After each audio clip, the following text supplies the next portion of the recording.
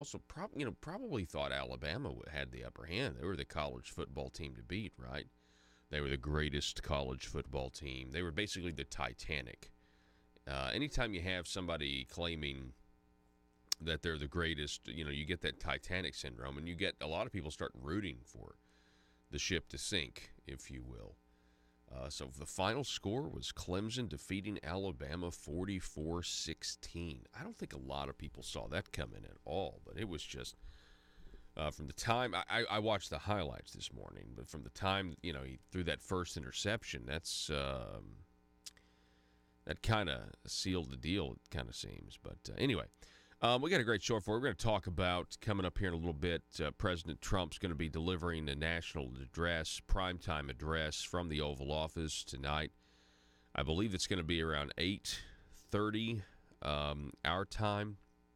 And so we will talk a little bit about that, what he hopes to accomplish there. A lot of people speculating he's going to declare a national emergency. The mainstream media, from what I can tell, is saying... They're saying that he's talked about it, but he's probably not going to do it.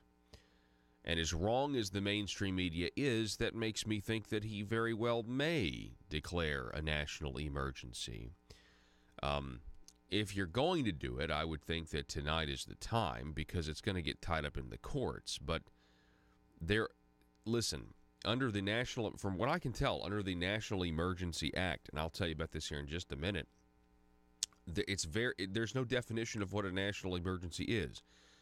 There's great discretion to the president in declaring a national emergency on a whim, if you want. He's the president of the United States.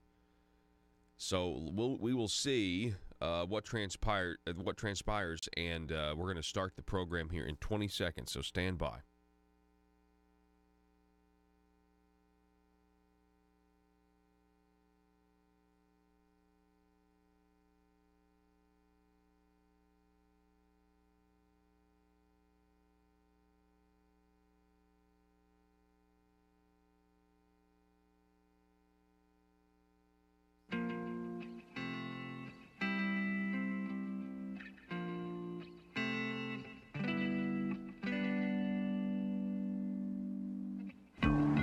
I think it's time we ask ourselves if we still know the freedoms that were intended for us by the Founding Fathers. They seem to be in full-scale retreat from spending cuts and are talking about raising people's taxes again. And I have only one thing to say to the tax increasers. Go ahead, make my day. If we lose freedom here, there's no place to escape to. This is the last stand on earth.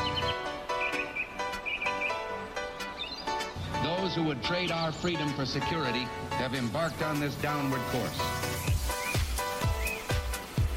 Whether we believe in our capacity for self-government or whether we abandon the American Revolution and confess that a little intellectual elite in a far distant capital can plan our lives for us better than we can plan them ourselves. Conduit News Radio with Paul Harrell is on now. Hello, welcome. As we kick off the first hour of the show, I want to say thanks for starting the beginning of your day with us here, the intersection of conservative ideas and reality, where we are building a liberty machine. I want to say hello on Facebook Live to Josie, Skip, Tim, Randy, Roger, Lynn. Thank you guys for joining the program. We really appreciate it. You can watch us do the program live over at facebook.com/Conduit News or the YouTube channel Conduit News. Make sure you click the bell to receive notifications and subscribe. I was at the Northeast Arkansas Tea Party last night talking to them about really the upcoming tax debate in the legislature that we will be covering starting on Monday. This is going to be a very interesting legislative session on a lot of fronts because, it's going to be really a battle of information. That's what I was trying to tell the grassroots people there.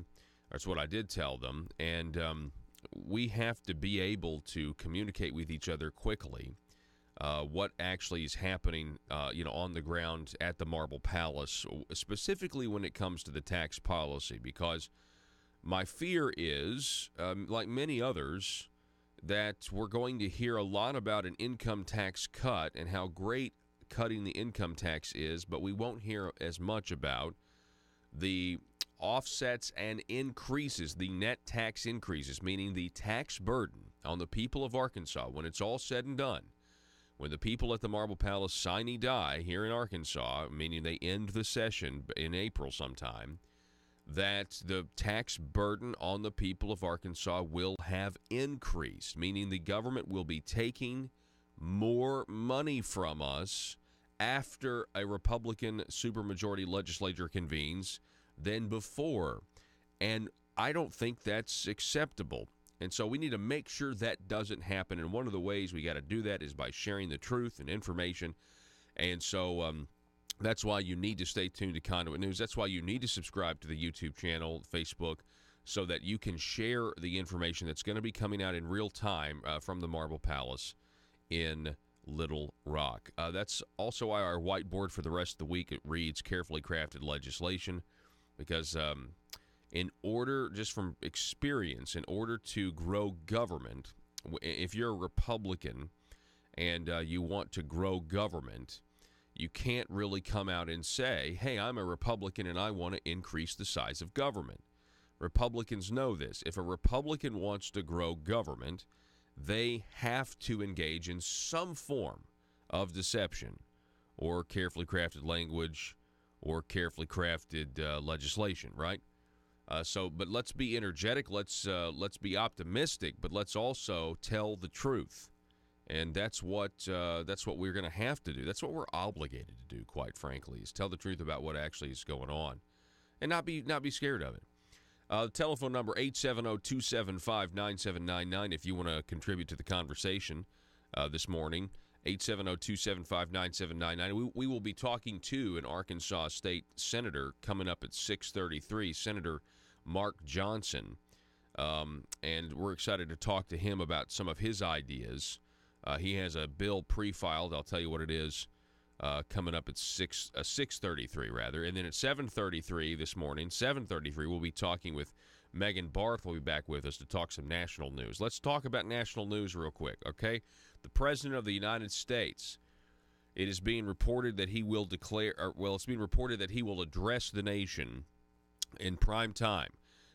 We have the Mediaite article here. Joe DiPaolo, headline, Trump to deliver prime time address from Oval Office Tuesday night. This is his first ever Oval Office address.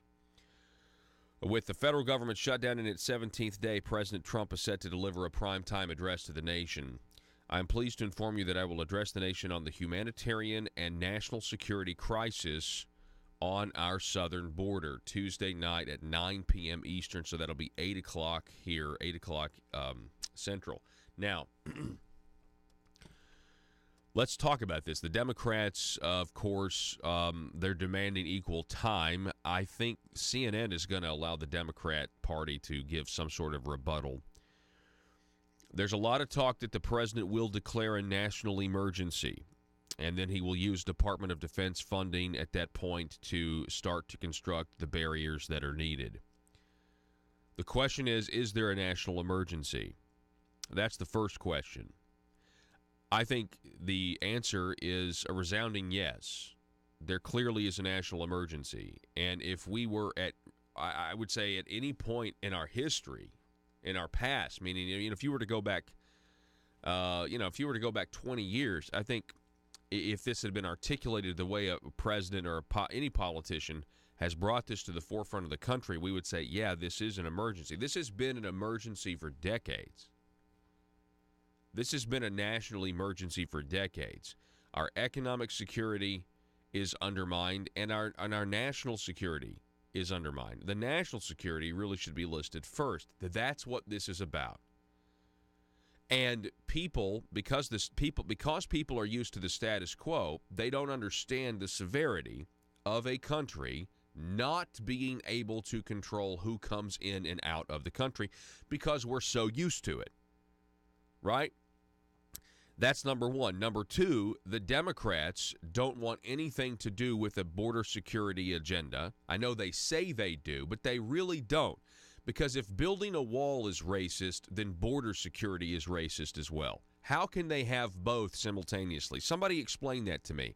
How can the Democrats say that we are for border security, but not a wall? Because a wall is racist, but border security isn't. Someone tell that to me.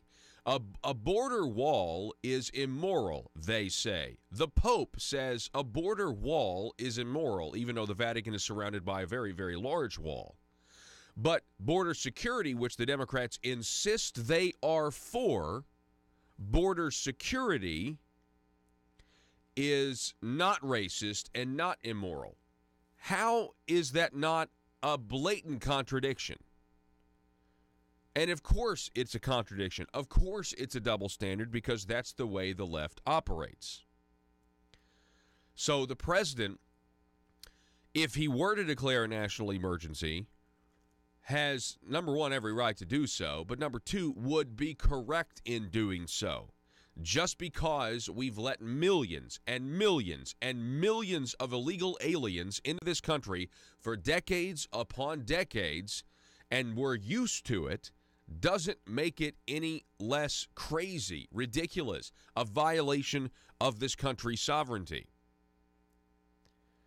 Now, as to whether or not the president can declare a national emergency, I'm going to go to the very, very conservative, not Washington Post, okay? Here's this headline. Trump wants to declare a national emergency to fund a border wall. Here's why it's unlikely to work. Okay. Well, you would expect this from the Jeff Bezos-owned Washington Post. It's not going to work, they say.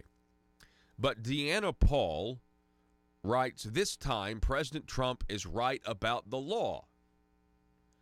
As the partial government shutdown entered its third week, Trump announced Friday he is flirting with the idea of declaring a national emergency and circumventing Congress to begin construction of the U.S.-Mexico border wall.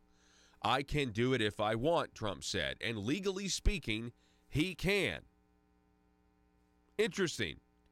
Even the Washington Post acknowledging what the reality of the situation is. Even the Democrat, Adam Smith, not Adam Schiff, but Adam Smith, was on one of the Sunday shows saying, yeah, he has the authority to do this because the law is clear. In 1976, Congress passed the National Emergencies Act, which permits the president to pronounce a national emergency on a whim at his discretion. The act offers no definition of emergency. It lays out no required criteria. It demands no showing by the president. Declaring a national emergency also gives the president access to dozens of laws with specialized funds he otherwise would not have. Now, all your mainstream media, all they are saying is if the president declares a national emergency, that they will challenge it in court on the basis that it's Congress. It is Congress that controls the purse strings. It's only now that the Democrat Congress is trying to, that the Democrats, not the whole, because the Congress is split. It's only now that the Democrats care anything about the power of the purse. They didn't care anything about this when President Obama was doing what he was doing. But again, this is a law that was written in 1976. And they are only, it's very clear, you tell your Democrat friends or your independent friends that are getting brainwashed by listening to the mainstream media, this is a law that was written in 1976. This is a law that gives great deference to the executive branch. And it's a shame, you can feel bad for the Democrats that they really, really hate Donald Trump, but he's still the president of the United States. He's still going to make this address in prime time. And if he does declare a national emergency, which I'm not so sure he will, but if he does declare a national emergency, he has every right and authority to do so. Now, after writing that intro by the Washington Post, she goes on to say, there are several significant caveats, and while it may be easy to declare a national emergency, Trump cannot do whatever he wants. Well, that kind of contradicts the first half of what she said. But anyway, the point of this is, yes, the president can do this. Yes, he's also the commander-in-chief. People forget this fact, too. He's also the commander-in-chief. I think he could probably get the military to build the wall right now, as a matter of fact. Now, all of this is going to get tied up in the courts, and it's going to have a fast track to the Supreme Court, in my opinion. But, folks, let me ask you this. If the president declares a national emergency, or if he is, doing his best to protect our sovereignty, to stop the sex trafficking that is going on daily, to stop the drugs, to stop the violence, if the commander-in-chief can't unilaterally act in an effort to enforce existing law as the chief executive, how are we a country? How are we a sovereign country? And what I mean by that is, it doesn't make any sense. There is no way any country would ever form and not have mechanisms to secure their union, to secure the people that live inside those borders. Because it's not a Western civilization concept. It is a civilization concept. It's, if you want to have a civilization of any kind, you're going to have territories and borders, and you're going to want to establish those. Now, if we pass a law that says we will not have any border security, we are going to abolish ICE like the Democrats want to do. They have openly said they think we should abolish ICE, that they're terrorists, or they compare them to the SS or whatever. If that's what we want to do, and we want to have an open borders policy, well, then you can change the laws, or you can attempt to change the laws. And that's the way you go about doing this. But as long as the laws are on the books. And here's the other reason this is a national emergency. This is also an invasion. It's one thing when you have the steady flow every year. It's another thing when you have groups of people amassing. Whether it is a humanitarian crisis or whether it is a concerted effort by George Soros, which, am I an anti-Semite now because I said George Soros' name and tied it to funding radical leftist agendas, which is clearly something that you can prove. It's very easy to prove. Anyway, but, regardless, whether it's a legitimate humanitarian crisis, these people are legitimately fleeing, or whether it is a coordinated invasion, how is that not a national emergency? How is that not a national emergency? The 1976 law, to me, says we're going to rely on the president's opinion. We're going to rely on the president being able to look at a situation and form an opinion about it and act. And that's what we're probably going to see here, or we might see here, in this address to the nation from the Oval Office tonight. If you're in Arkansas, if you're in the Central Time Zone, it's going to be on your TV stations, all broadcast networks, at 8 o'clock, according to Trump's tweet. It may. I think I read somewhere where it might be 8:30 as well, but you're going to want to be sure to tune in at, just be close to the television at 8 if you would like to hear it. Folks, we're going to take a break, reset. We've got Senator Mark Johnson coming up at 6:33. Don't go anywhere.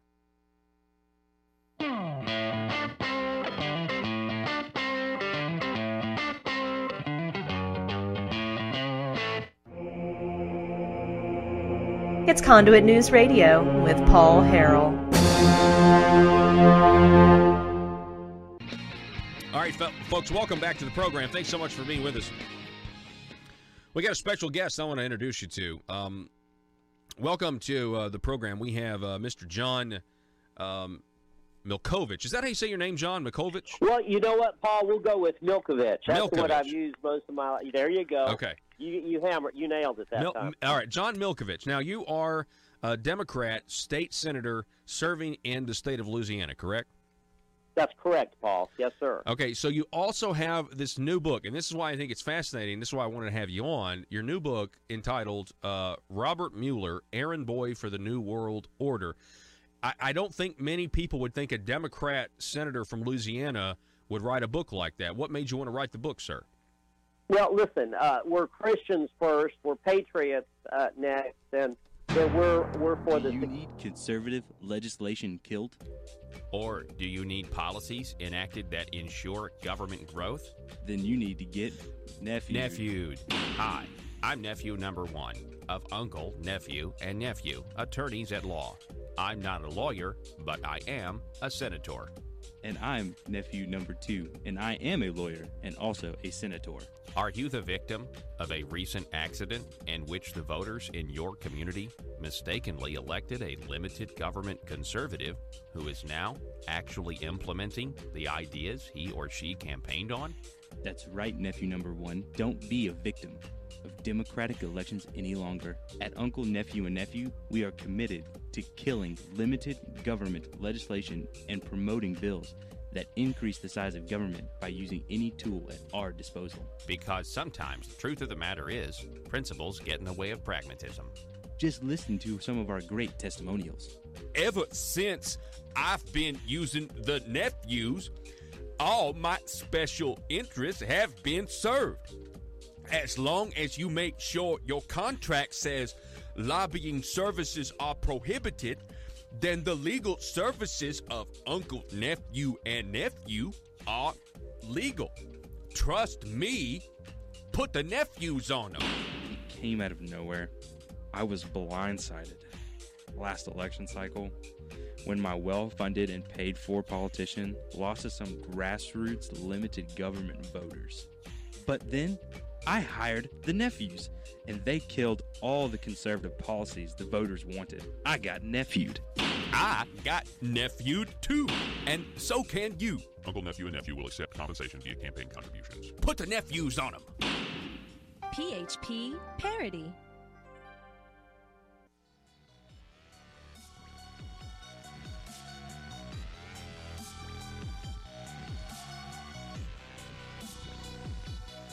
Need your daily news fix?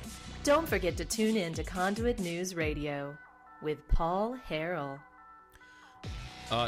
Looking at some of our Facebook comments, we have Tim on Facebook. Tim says that the law says, the 1976 law says that Congress has the authority to end the declared emergency with a joint resolution. Okay, well then, that would mean that you'd need the House and the Senate. I'm sorry that the Democrats only control 1/2 of 1/3 of the government. I'm sorry about that. So, what's the big deal? What's the problem here? Well, they just cannot stand the fact that President Trump is President Trump, that he holds the office he does. And, you know, I was watching this Democrat Joe Manchin with Chris Cuomo over on CNN, just the clips. And Cuomo seemed to admit, it's very brief, I'm not going to bore you with it, but Cuomo seemed to admit when Joe Manchin said offense is necessary in some areas, Cuomo said sure. But then Cuomo earlier had said, you know, the president is basically, you know, giving the Americans this false claim that we're one wall away from border security. It's just incredible to me. The question remains, though, as I said on Friday, and as Lindsey Graham said on Sunday, the Democrats don't want to support a barrier between Mexico and the United States because they think it's racist. They think it's immoral. Nancy Pelosi herself said that it's immoral to build the wall. Okay. But they're for border security. But we want a secure border. Now, why do they say it like that? Because they know border security isn't, as far as the polls go, is something that all Americans want. They want border security. How can you be for border security and against a wall because it's immoral? Why isn't it immoral to be for border security then? Why isn't it racist to be for border security? Because we're practically talking about the same thing. The goal, if you believe the Democrats, the end game is the same, right? So why do they say it like that? Well, because they know if they were to say we're not for border security, we're for open borders, and we're for a George Soros-like utopia. Am I an anti-Semite for saying George Soros' name? You know, they want me. That's what they're trying to say now. That if you're against those things, listen, this whole thing is ridiculous. Celebrities, Hollywood, go into any rich neighborhood, they've got walls around their house. This is not a complicated thing. Then you have the Democrats say, well, the reason is it's a waste of money. Fiscally, a border wall is not going to make us any more secure. Are you crazy? Are you crazy? Of course, a barrier is going to aid in border security. If you're trying to prevent people from crossing from point A to point B, of course, a border wall, a barrier in at any part, even if there's a hole way down here, several miles or 100 miles away, you are at least eliminating a point of that you're not going to have to watch as much. You can dedicate resources to where the holes are. I mean, it's not even up for debate. I don't see how they can say these things with a straight face. Of course, the media was, of course, because it's Trump, and Trump is racist, and Trump is wrong, and Trump doesn't know what he's doing. Of course, a border wall or a barrier or steel slats, of course that's not going to make us safer. Are you crazy? Of course it would. Of course it would. Anyway, drives me nuts. It absolutely drives me nuts, as you can tell. President Trump will be addressing the country again at 8 o'clock tonight. And we will have coverage of it tomorrow. But the Supreme Court will if he declares a national emergency, does it go all the way up to the Supreme Court? Well, speaking of the Supreme Court, Ruth Bader Ginsburg is going to miss or has missed Supreme Court oral arguments for the first time. She's recovering from a cancer removal surgery where they took something, I guess, off of her lung. You can find other stories. The Daily Caller has a story about how there are that there are gingerly preparations. I think that's the quote, gingerly preparations, end quote, being made in case Ruth Bader Ginsburg, or let's just say in case there's a vacancy on the Supreme Court.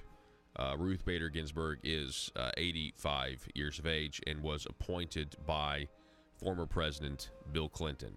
We're going to take a break. Going to be back with Arkansas State Senator Mark Johnson. Don't go anywhere.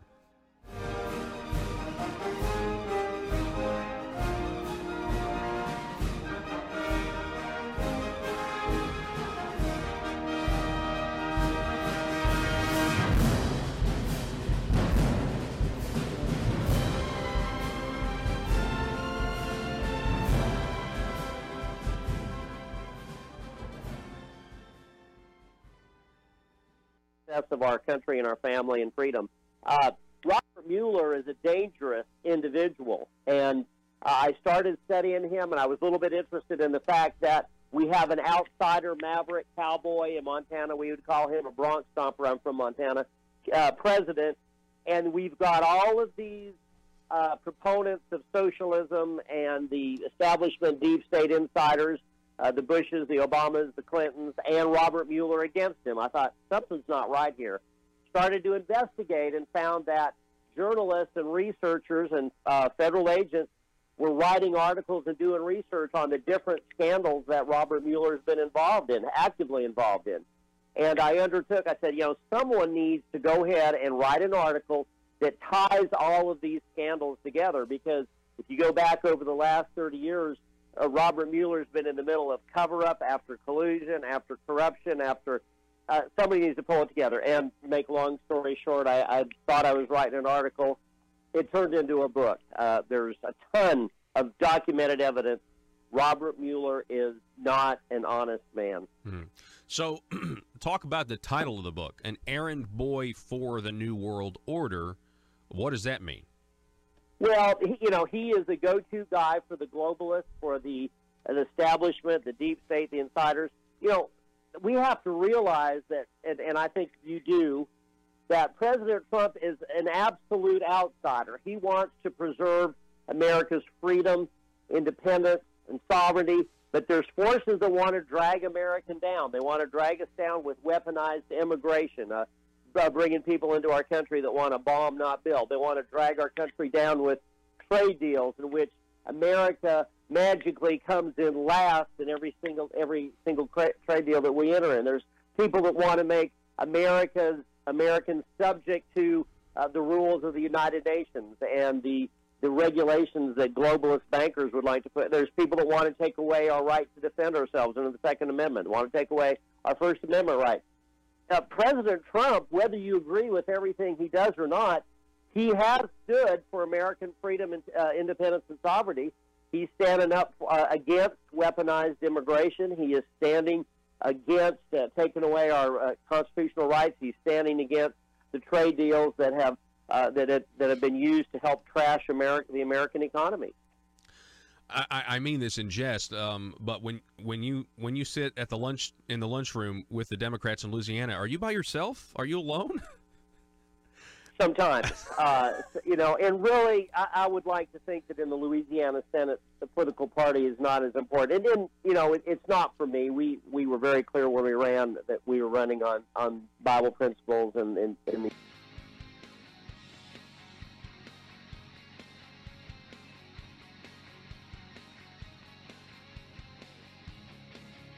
the intersection of conservative ideas and reality.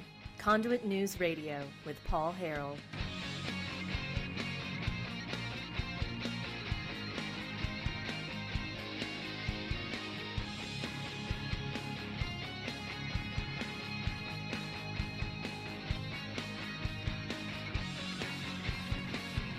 All right, folks, welcome back. Good morning to everybody out there. Gosh, it's 6:33. Some of you are having your first sip of coffee. Now, one of those people might be Senator Mark Johnson. Mark is on the phone with us. How you doing this morning, Mark? I'm great. It's probably my third sip, Paul. But, third sip. You usually have me in the 7 o'clock hour, so it's a little unusual for me. I know it is. I really, really appreciate you getting up. Sure. All right, so Senator Mark Johnson, this is we got the session starting on Monday. I know you're excited about it, and I also see that we have a bill here that's been filed, Senate Bill 52. What can you tell us about this bill that you're hoping to get passed? Well, in concept, Paul, it's very simple. I, of course, learned that someone once said no good deed goes unpunished. Well, no good bill even survives the scrutiny of the lawyers and the other smart people that look at things. But in a nutshell, Senate Bill 52 would take away any future pensions, state pensions, from wrongdoers, and this would include the elected representatives, the senators and state representatives who may qualify for pensions that have been in the news over the last year or so, convicted of somehow or another taking bribes or misappropriating GIF money, and no reason for us to go repeat their names again, but your listeners know who I'm talking about. Oh, yeah. And it would also include any unelected official, any state official that misused their office for personal gain and was convicted of a felony. It would take away their state pension. And now, when I said that you never know where you're going to go with these things, they're never always simple, but we may have to tweak the bill a little bit. There's some question about the constitutionality of taking away the money that they actually paid into the system. So we may have to tweak that. Some states have tried to do that. Others have said, no, you can't do that. So we're going to follow what seems to be the proper precedent in Arkansas.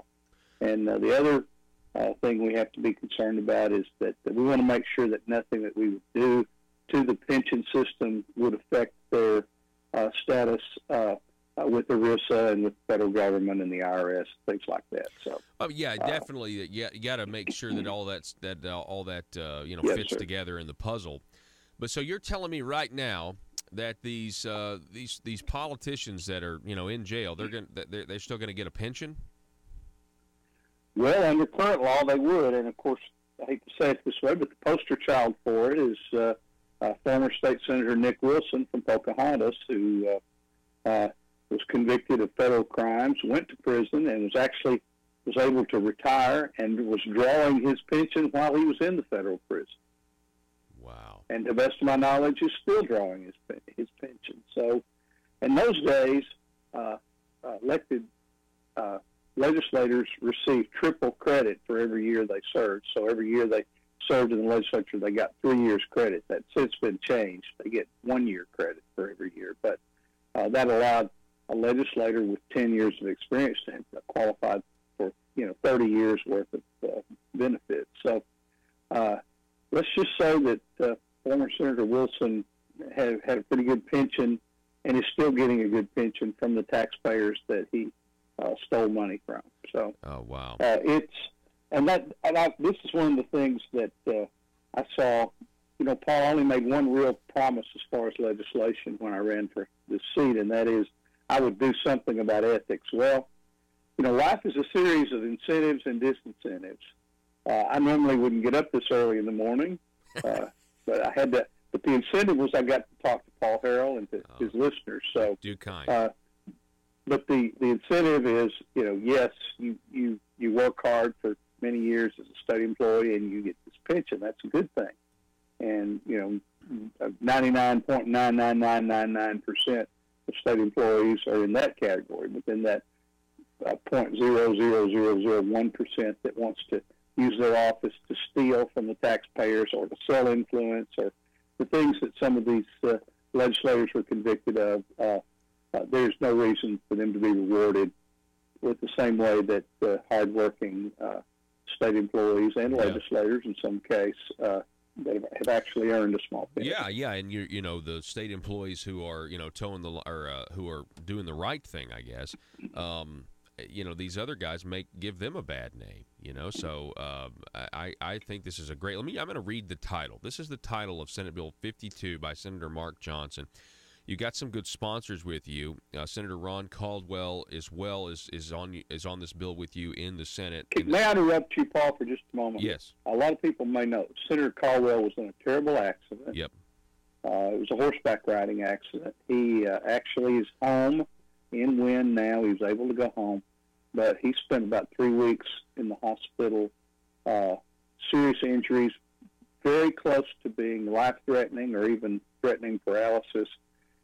We think he's going to be okay. He'll probably be in the session in a wheelchair. But I visited Ron in the hospital in Little Rock and told him I was working on this bill, and he asked to be a co-sponsor. Wow. And I haven't had a chance to really visit with some of my other colleagues who I think probably will join me as co-sponsors. But Senator Gary Stubblefield, right after I introduced Senate Bill 52, introduced a similar bill. So you can tell we were thinking about the same thing. So I think once we hash this out, we'll come up with something even better and more co-sponsors. Good. But I apologize for interrupting you, but I wanted to give a shout-out to Ron and thank him and wish him speedy recovery. Absolutely, and I certainly echo that sentiment. In the House, your sponsors you've got the state representatives Grant Hodges and Mark Lowry. Also in good company there. The title reads, "An Act to Amend the Law Concerning Retirement Benefits to Prohibit Collection of Benefits by Public Retirees who are convicted of a felony offense arising from official actions as a public employee and for other purposes." Now, Mark, I think this is good, and I think it's good that you're going about this from the to disincentivize this corrupt behavior. However, I will say that there's also the incentive. There are still incentives there if you can get away with it and, make a lot more money than maybe you'd even make with a pension. So, are you hearing anything else to try to reform the ethics of how things are done? Well, Paul, I think the strongest incentive for someone who, and this might even apply more strongly to the people who've spent many years, working, as a state employee in the bureaucracy. They work 20, 25, 30 years, and, they're looking forward to that retirement and that security. If you take it, just the prospect of taking that away, I think is a much stronger disincentive than fines and possibly even jail time, considering that for white-collar offenses, they're just generally, frankly, let's be straight, the jails are reserved for the really dangerous people, and a lot of these people don't serve much time in jail. But when you say all that thing you worked for many years to be able to count on when you're older, we're going to take that away if you steal from the taxpayers. And yes, there are a lot of other things that we can be working on and are. I'm looking at some other disincentives. Let me take just a moment and go on a slight tangent. Back in the summer, the Senate and I want to thank Senator Hendren and Senator Irvin, the other leaders in the Senate that convened a meeting of the entire Senate a business meeting. And the Senate, of course, can't go into session unless the governor calls them until our regular session. But in the interim, initiatives were made to change the rules of the Senate and to add some stronger ethics rules, especially about disclosure of conflicts of interest. That's about as much as the Senate could do short of passing a law which would require them to be in session and the House to be in session. But some of those rules changes are very good. I'm really pleased with the work that the Ethics Commission spent in 2017 trying to put us on the path to cleaning up things within the rules. But, as some of my colleagues have said, this is like, locks are for honest people and rules are for people that follow. And a lot of these crooks that, we've seen over the last couple of years that have, a lot of the incentive for me to even run for the Senate was because of that shame brought on our state. Yeah. If they can stay under their rock and hide and not get caught, then they'll do these things. And so we had a state treasurer that took bribes in a cash in a pie box. I mean, there are ways that people will connive to do this stuff. Yes. So I'm not so naive to think that we can fix all the problems by passing yet another law. But part of what I'm thinking is this one I think has some serious teeth. Yeah, I agree. I think this one is good. I think it does have teeth. And like you said, you're really flipping the incentive thing, on its head. I guess I'm curious about the, a lot of people have talked about, okay, what about attorneys who represent clients before the legislature, but it's not really known, and they're making extra money by getting bills passed and that sort of thing. The loophole there. And I know some of the pushback was, well, we don't want attorneys to not be able to be down here. So I guess, are you hearing any more about going further than that? Are there any ideas out there? Because I think it's good, if they're attempting to change the rules. I'm not going to argue that that's a bad thing. That certainly is a good thing. But it still operates on the principle that we have to self-report, or other senators are going to have to report other senators. And that's something that could have been done this whole time, and it was never done for obvious reasons. I mean, you don't want to accuse somebody, a colleague. I mean, then all of a sudden, you could be ostracized or that sort of thing. So you get what I'm saying here. Are there any ideas to go even further? Well, and Paul, I don't want to belabor the point. I don't think that, first of all, let me say that attorneys, for example, that's a little easier to define. It's very easy to define. If you're an attorney and you're in a firm, you can't be working on legislation that you're getting paid as an attorney for that from that entity. I mean, that ought to be an easy one, and I think we can do that even statutorily. I'm looking at that. I've got several of the legislative staff that are checking this out from the standpoint to look at. We haven't formulated a bill yet.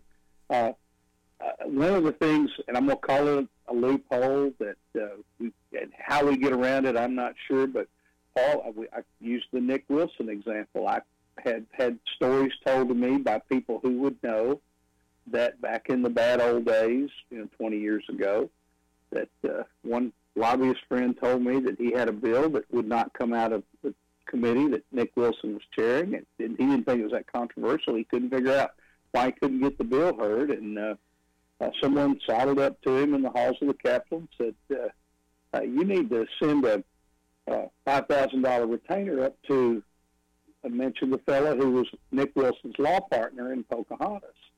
He said, then your bill will come out. So in a case like that, you weren't paying Senator Wilson. You were sending money to his law firm, but not to him. And see, then you get into a situation of a legislator, say it works for a large law firm, say one of the tall building firms in Little Rock. He has nothing to do with that entity. It's just someone in his 50-member law firm that's working on that. Now, which one is obviously the first instance is a bribe, but where do you draw the line to define that conflict? And that's one of the things that I'm trying to work on. It's hard. I think it's perfectly clear, Paul, that if someone is involved in litigation with a client and has an interest before the legislature, that lawyer should clearly, and I want to go into instances, one pops into my mind right now, but that lawyer should clearly not be allowed to participate in the debate or vote on that issue. Did you say you don't want to go into instances, or you do want to go into instances? No, I don't want to go into specifics. Okay. I don't want to name any names, but if someone is really paying attention, they might even have some ideas of someone I'm talking about. And again, this is if you're out here and you're at a job in the sideline, you're a lawyer. That's, again, easy to define what a lawyer is. Now, let me show you the problem we have here, Paul. It's not big, but I think it's very indicative. My friend, Senator Larry Teague, is a small-town insurance agent. Now, do you want to set things up where, when we're discussing legislation relating to insurance, that he can't participate and give his expertise? I mean, we want a citizen legislature. We want people to be able to weigh in on things they've had life experiences on.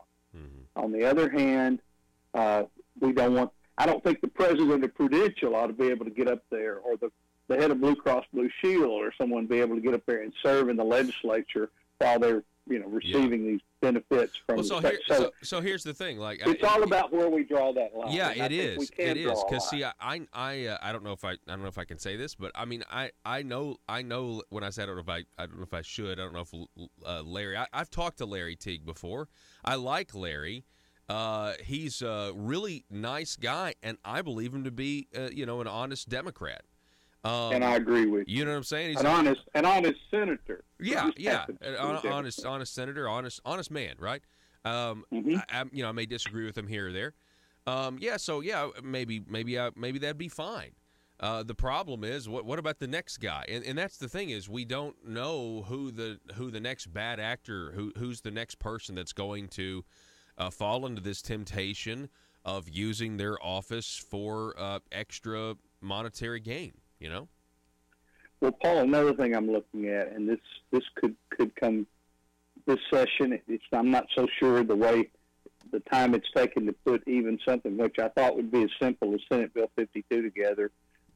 We might not be able to get it done this session, but we've got to look at things both from the legislator side and from the I will say the lobbyist side, but it goes beyond that. It goes beyond the companies that retain lobbyists or have interests in the government, the proper manner for them to disclose relationships. And the way we do it now, a lobbyist only says, well, here's my list of clients. Well, you don't know if they've got him on a $100 a month retainer, or he's making $250,000 a year working for that company.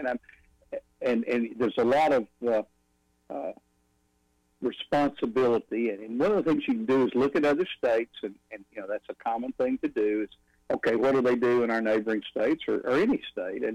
And states are, as President Reagan said, the laboratories of democracy. We will find good ideas and reject the bad ideas. But you can't. I think we all know we're not going to clean up all corruption. We've got to approach it one instance and one opportunity at a time. It's interesting, and this is just a question that just popped into my head. I wonder if there's a correlation between the other states besides Arkansas that maybe have better ethics laws, or they do things differently. I wonder if they've got smaller governments than we do. That'd be interesting. That'd be an interesting question. Now that's going to take some academic or possibly even radio talk show hosts with a lot more time on their hands. I know. To dig that up. But here's the thing, Paul. And again, let's not kid ourselves here. The bad actors that we've talked about and seen over the last 3 years, they violate laws that were already on the books. That we didn't have to pass a new law. They broke the ones that were already there, and maybe we need to look at ways to keep them from even thinking about it. And that was my idea. Is yes, you might get away with this, but are you willing to risk losing something else over here, other than a couple of years of your life and $2,000? And that was the whole idea of my bill, is that if you're and let's think about it from a standpoint of not the legislator, but the person that works for a state agency in a smaller town that could take a bribe on the side, and the dirty cop, so to speak, and things like that. We have a very generous pension system for police officers because of the risk of their profession, and it's generally a short period. I think you can work 20 years and earn a pension as a police officer, and that's good. I'm not against that, but because of that, that's something that the threat of losing that would be much of an incentive to keep a potentially dirty officer on the straight and narrow. Yeah, so it doesn't just apply to politicians. We're talking just all public officials. I think that's really good. And Mark, Senator Johnson, I just want to say thank you for being willing to talk about this and to admit that, hey, we do have a problem, and this is one way that we can, make it better. And so I really appreciate your work on this issue, sir. Well, Paul, fixing things like this is a destination, not a journey. This is certainly not the last word on how to make Arkansas a little bit better, but I hope it's a step in the right direction. I really appreciate you asking me to be on your show. Absolutely, and keep us posted if there are developments. Was certainly something that I want to follow during the session, and best of luck to you starting on Monday, sir. Thank you, Paul. Look forward to seeing you at the Capitol. All righty. Senator Mark Johnson, everybody, we're going to take a break. Back in just a moment.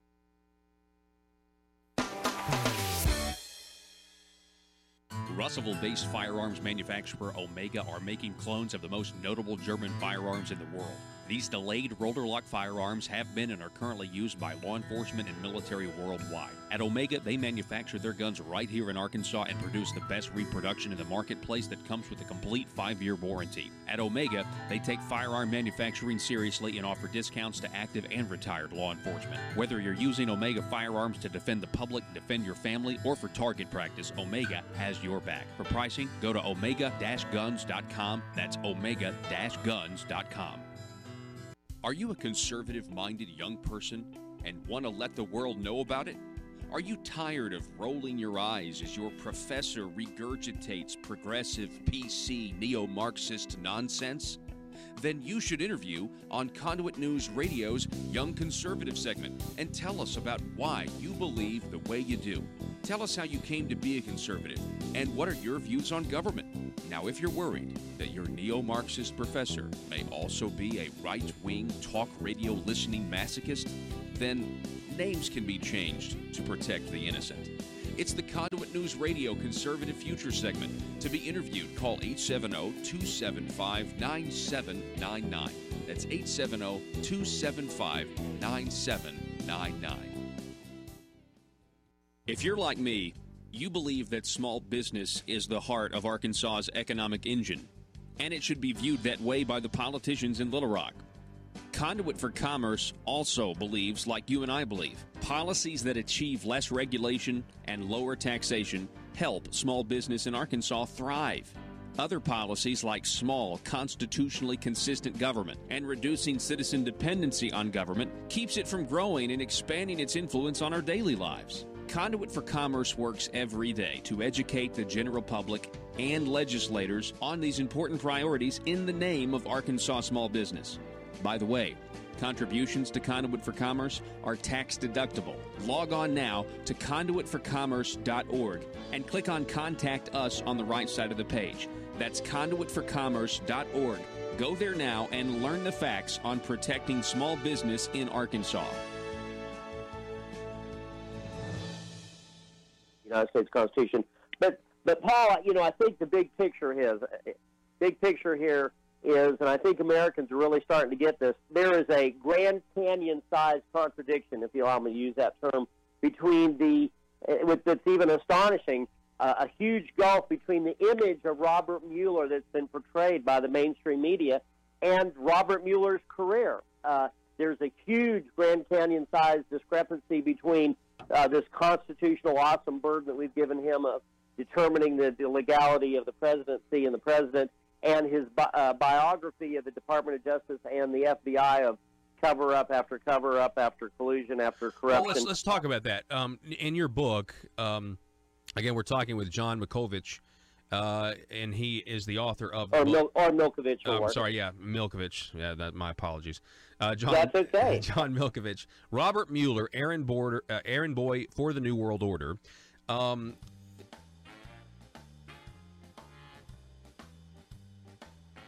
Exposing the truth and everything the Marble Palace establishment keep trying to cover up.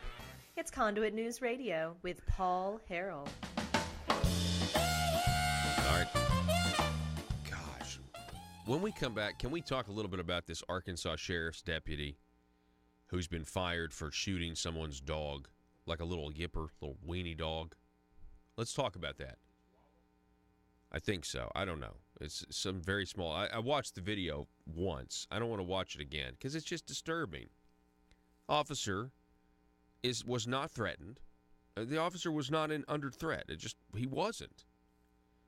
And if he was, you don't have to pull out your gun and shoot a dog that you could blow. Like you could just give a stiff wind to like blowing out a birthday cake and the dog would float off into the air. I do not, for the life of me, understand why there are so many stories of police officers shooting dogs. I don't get it. You sign up to be a police officer, and I am not a police officer. One of the reasons I'm not a police officer is because of the risk of getting killed, right? That's something that I decided I don't think that's where I need to go. But if I'm going to sign up to go into the to the police force where I might get bullets shot back at me, I'm not going to be afraid of a dog. I'm not going to be afraid of a dog. Faulkner County Sheriff's deputy was videotaped shooting and wounding a dog while on duty, and this person has been fired. I'll tell you this in a minute. I'm not. We might play the video with the sound off because I think there's some F-bombs that are dropped, rightfully so, by the owner of the dog. The dog will recover, but was shot in the face, right? In the jaw. Anyway, it's just terrible. We'll talk a little bit about that. And also, up at conduitnews.com, we have this story about looking a gift horse in the mouth. Tax plan is a gift horse, but is that good? We'll be back in just a moment.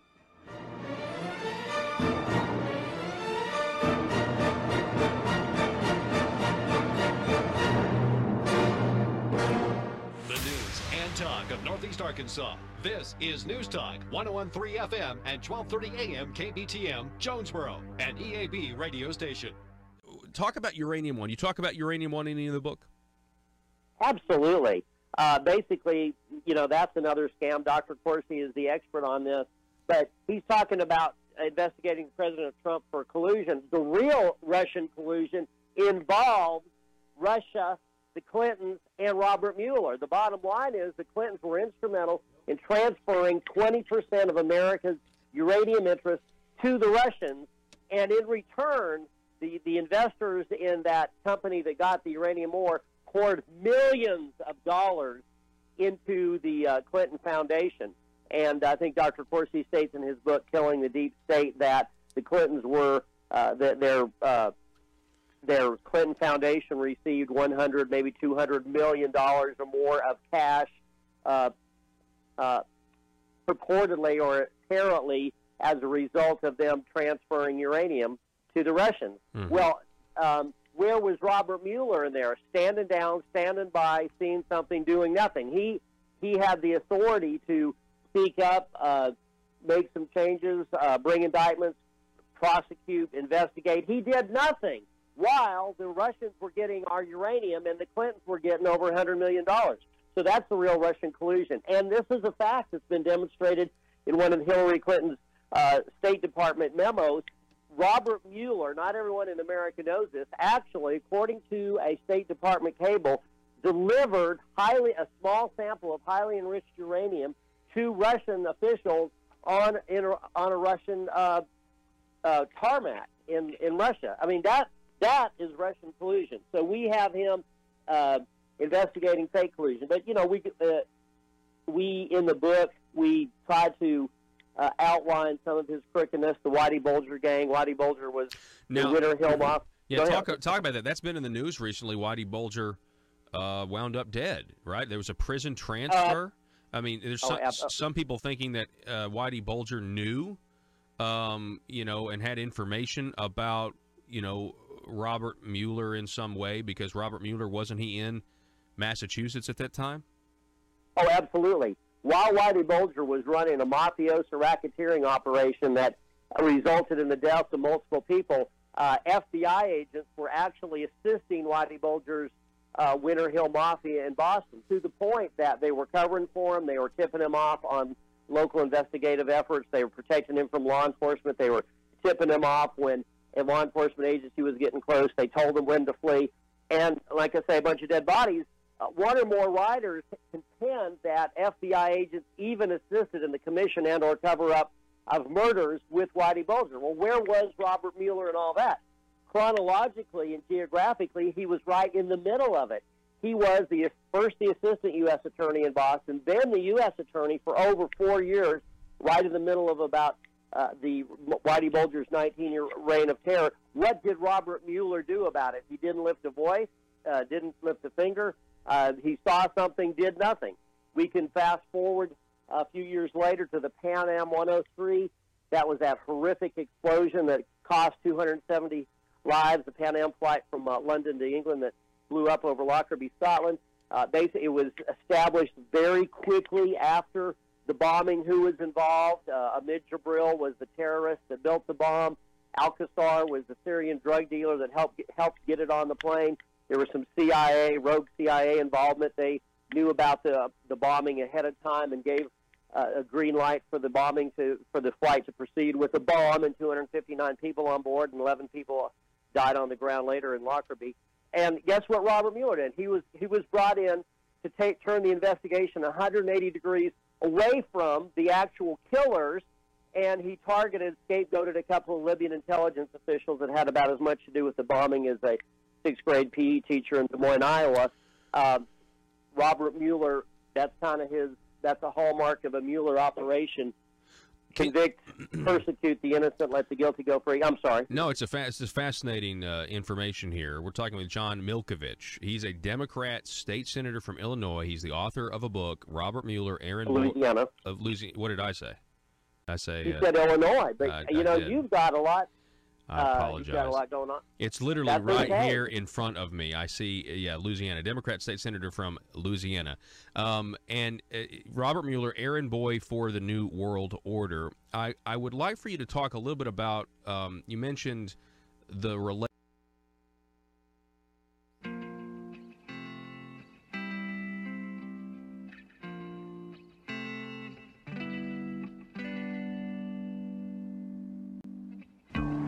I think it's time we ask ourselves if we still know the freedoms that were intended for us by the Founding Fathers. They seem to be in full-scale retreat from spending cuts and are talking about raising people's taxes again. And I have only one thing to say to the tax increasers. Go ahead, make my day. If we lose freedom here, there's no place to escape to. This is the last stand on earth. Those who would trade our freedom for security have embarked on this downward course. Whether we believe in our capacity for self-government or whether we abandon the American Revolution and confess that a little intellectual elite in a far distant capital can plan our lives for us better than we can plan them ourselves. Conduit News Radio with Paul Harrell is on now. Hey, folks, welcome to the program. Thanks so much for being with us today. This is hour number 2 of the intersection of conservative ideas and reality, where we are building a liberty machine. There is a Faulkner County sheriff's deputy who has been fired after he was videotaped shooting and wounding a dog while on duty. And boy, did it seem very petty. Sheriff Tim Rials said in a statement that Deputy Keenan Wallace was relieved of his duties for actions that fell short of the standards of the office. According to the Gazette, the video showed Wallace shooting a dog named Reese during an evening. Is it a dog named Reese's? During an evening service call in Shiloh Estates.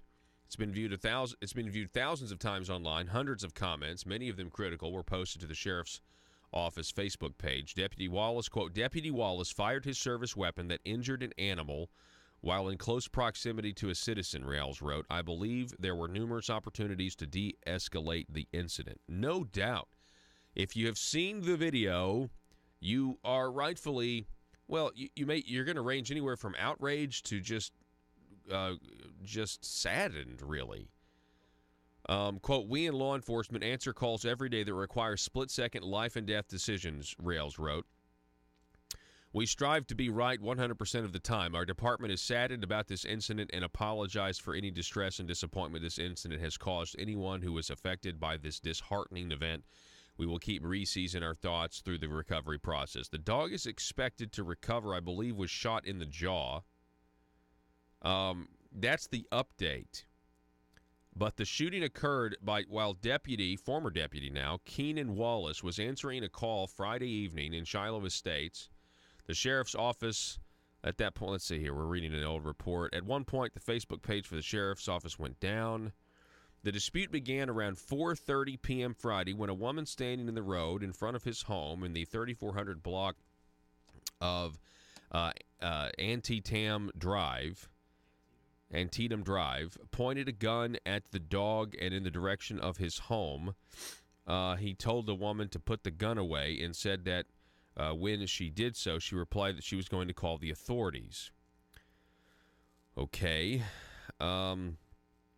Kennedy said he went to a gas station, and when he returned, a deputy's vehicle was in the street near his home. Soon after getting out of the vehicle, the deputy approached the home, and Kennedy began filming the interaction. In the video, which Kennedy verified for the Arkansas Democrat Gazette, two small dogs run around near the deputy's feet, barking and wagging their tails. You know, because that's what dogs do. But apparently, to an officer, sometimes to some officers, they sign up to potentially get shot at by criminals, but they're scared of dogs for some reason. I could even understand maybe a bigger dog. Now, I mean, I'm not. Now, if you could get multiple dogs, yeah, I get it. But even the big ones, I don't understand this. Like, I'm not. And not to mention, if you know anything about dogs, like I love dogs. I'm very good with dogs, even the ones that don't like me, and the ones that are more like attack oriented. I actually think I'd be fine. Now that's not everybody, obviously, but I think I'd be fine anyway. Especially if I was a police officer, but it had the equipment and everything else, and there's a lot of ways to not use deadly force, but whatever. So if you watch the video on Twitter essentially starts, the deputy asks Kennedy to come to the road to speak with him, and when Kennedy refuses, the deputy begins walking towards him on his property. He approaches, the camera tilts toward the ground, and shots ring out. When the camera focuses on the deputy again, the small dog is writhing on the ground and crying loudly. And then, of course, you have Kennedy shouting, "Are you effing kidding me?" And then the deputy responds that I told you. So he has been dismissed. I wonder if he should be charged with animal cruelty here, honestly. I mean, if you can't, this just seems like this, and this is the kind of stuff that I think gives police officers a bad name. Look, I love law enforcement. I'm glad that you guys are out there. I'm glad that you're doing what you're doing. I see some of you when you're texting, though, and that's funny to me. But I love you guys, and we need you. We need you to serve and protect. But we don't need our dogs shot, especially when dogs are doing, like, a dog is supposed to be inquisitive. His dog is supposed to protect its territory. And that, you know how it does that? It does that by at least sounding and looking aggressive. Doesn't mean it is aggressive. Now, there are some cases where you have dogs that actually bite. I understand there's got to be something done about that. There's some cases when dogs are actually threatened. I understand there's got to be something done about that. But this wasn't a German Shepherd. This wasn't a Rottweiler. This wasn't a pit bull or something. This was a little tiny dog that you just could have, if you wanted to, you could have kicked it in the face or something. It's crazy. If you go watch the video, you're going to just be absolutely, I mean, I was pretty outraged by it. And listen, I'm not one of these people that, values, I guess, well, on the leftist side, the people that are like, well, I guess you can take it to its the PETA people and stuff like that, animals and humans are the same. No, we're not the same. Not at all. Not even close. I value a human's life over an animal's. But this was just ridiculous. This was absolutely insane. Are you watching the video, Joe? It's so crazy, right? Anyway, let me know what you think about this. Let's see, what does the Facebook page say about this? Let's take a listen, or take a look here. What do you guys say here? Let's see. Well, we'll get to that. The 10-pound dog was not posing a threat. Amy writes, the 10-pound dog was not posing a threat. Yeah, that's interesting. Let's see. Fronda writing, I saw in one of the news reports that he was a K-9 officer. Randy writing, he should be charged with being a total lunatic. See, these folks on Facebook who are on the Conduit News Facebook page, I think they realize that, they've seen the video here, and it's just awful. The officer should have to pay for the vet bill personally, not the taxpayer. Yeah, that's crazy. Dennis says the guy was a K-9 officer, too. What kind of K-9 officer is just going to... what... Somebody help me out here. Listen, I know there are different ways to train officers, and there are different people to train officers and things like that, but is that an actual... is that a training that goes through, like, if a dog shows any aggression towards you at all, you have the right to just pull out your gun and end its life? Is that really... Is that some sort of training that maybe we're not aware of? Maybe the officers, and if that's the case, that needs to change, but maybe the officers are trained that it's just up to your discretion, that your life is 100% more valuable than the animals, and so you have, I have a pretty big dog, a 10-year-old German Shepherd. He weighs 100 pounds, and he's fantastic. Wouldn't hurt a fly. I have an 18-month-old daughter, and he doesn't. He doesn't. There's not an ounce of aggression. As a matter of fact, he really, really loves camping out under her what is it? Her baby. What is it? The thing. No, she eats. The thing she eats at. What am I talking about? The baby stool or the chair, the dinner chair. What? High chair. Yeah. I'm a great dad. He loves camping out under the high chair because all the food goes everywhere. Anyway, they're pretty good friends. They now have a 100% symbiotic relationship. It's pretty great. But I have always been worried about, if there ever is any interaction with law enforcement for whatever reason, come up to the door, asking a question about, any event, whatever could happen. I have always in my mind said, if that ever happens, I'm taking the dog and just putting it somewhere else in another room, because I've seen too many of these videos and these reports where he wouldn't hurt a fly, but boy, his bark would make you think he'd hurt somebody. He certainly he's a giant beast of a dog. I never dreamed you'd get to the point where we're shooting wiener dogs, though. It's ridiculous.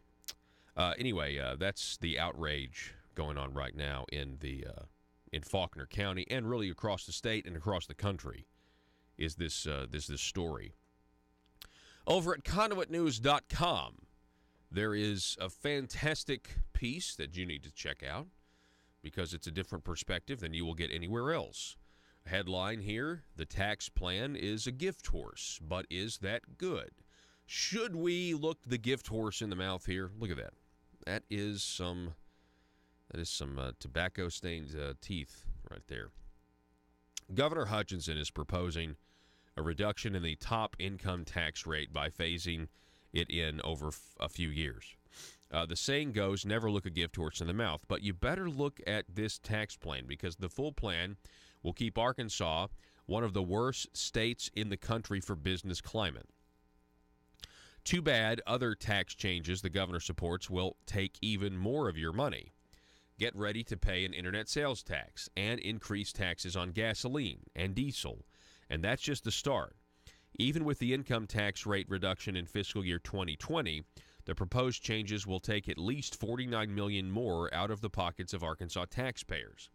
But let's not focus on the bad old clouds of approaching tax increases. For now, let's just look at the promised income tax reduction and the poor decision to phase in the reduced rate. The tax cut without a delay was rejected. Representatives of the Tax Foundation came to Arkansas to testify before the tax task force to support an immediate income tax reduction. They recommended a full reduction, not a phase-in. Arkansas desperately needs to reduce its tax burden on Arkansans. Arkansas is in competition with other states for business growth. Well, maybe the word competition is a bit of a stretch, since the Arkansas tax system is ranked worse than all but 4 states in the country. Even money giveaways to attract big business is not enough to overcome Arkansas's poor status because of its taxes. In the Tax Foundation's 2019 report, the only states with a worse tax system than Arkansas for the business climate are Connecticut, New York, California, and New Jersey. The task force rejected the idea of a full reduction in the income tax rate.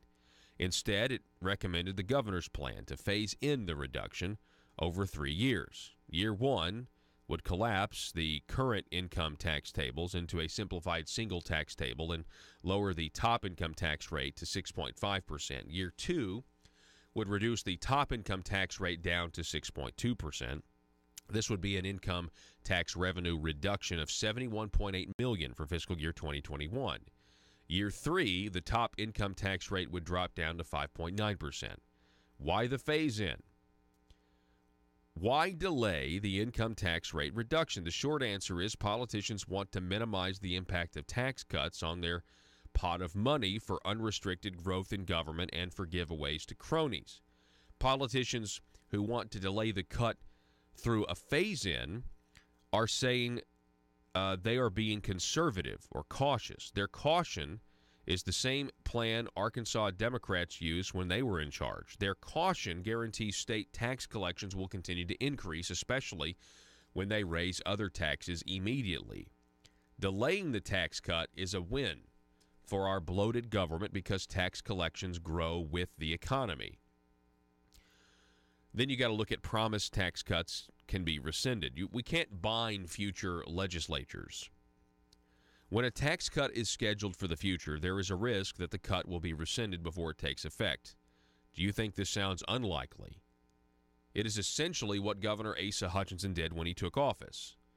And then this article goes on to talk about that, when we had the majority, there was a in 2013, there was a capital gains tax cut that was supposed to, happen, and then they passed the bill that rescinded the capital gains tax cut. Then there was absolute, mutiny, and they switched it back. In 2013, the Republican majority in the legislature passed an income tax cut for capital gains. They raised the portion of capital gains exempt from tax from 30% to 50%. They also exempted the amount of net capital gain in excess of $10 million, but the tax relief would not take effect for 2 years until 2015. Then, newly elected Governor Asa Hutchinson came along in 2015, and he wanted to get credit for passing a new income tax cut, and so he decided it would be a swell idea to take away the 2013 tax relief to gain $20 million in tax collections. The idea being collect more tax money and claim it's not a tax increase since the capital gains provision were just now taking effect. The governor got most of what he wanted, and the legislature betrayed its promises. Instead of the 50% exemption that had been in effect for only 1 month, the legislature passed a bill to decrease the exemption to 40%. This gave the governor more money to play with, and he got credit for his own tax cut for different taxpayers. The story didn't end there. Business owners who had relied on the tax change were furious about the betrayal. Eventually, another bill was passed which restored part of the promised tax, but not for another year. The rate stayed at 40% for 2015 and only increased to 45% beginning in 2016. The governor still came out the winner because the capital gains provision has never been restored to what was promised to the people in 2013. Incredibly, that is still not the end of the story on the capital gains tax. The second part of the 2013 tax cut was directed at encouraging huge businesses in Arkansas by exempting the part of the capital gains over $10 million. Guess what? Politicians are at it again. The tax task force controlled by the governor has recommended eliminating that provision too. Good grief. Are you guys excited about the session yet? We're going to take a break, reset. Don't go anywhere. Back in just a moment.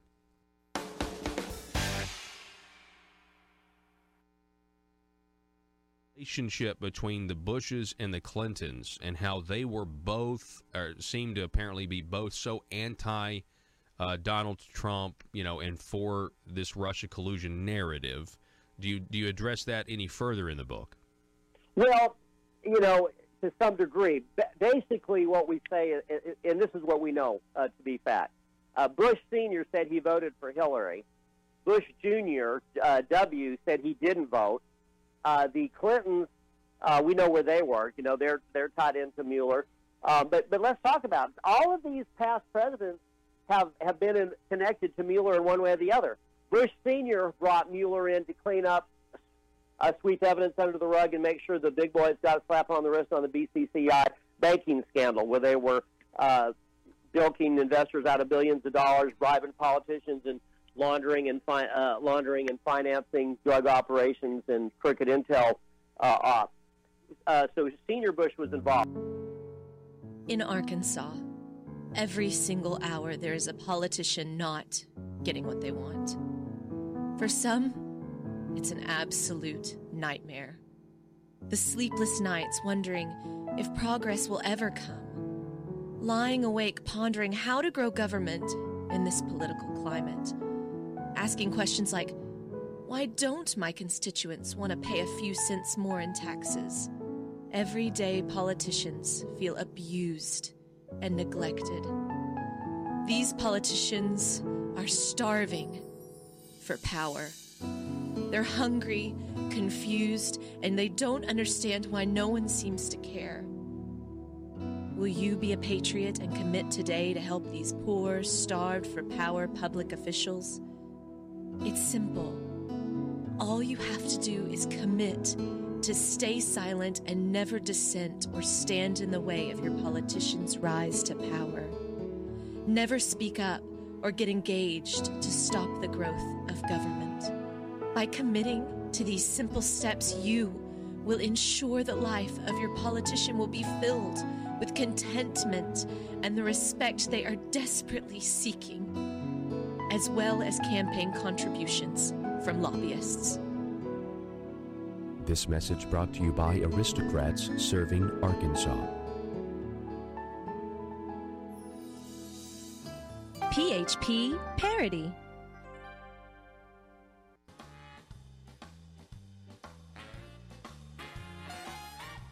Determined to drain the swamp in Little Rock, it's Conduit News Radio with Paul Harrell.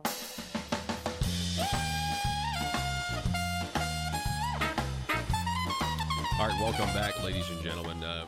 Our whiteboard today and for the rest of the week reads carefully crafted legislation. If you're not watching on our online platforms, carefully crafted legislation. That's what we have to look forward to. Now, this is obviously an extension of carefully crafted language, which was coined when Governor Asa Hutchinson said this. I want to refer everybody back to my remarks because that's the key language that was carefully crafted. So for our carefully crafted language segment, I want to refer you to the article, the very strange, very, very weird, strange article that focused on the governor's nephew and his relationship with his uncle, Governor Asa Hutchinson.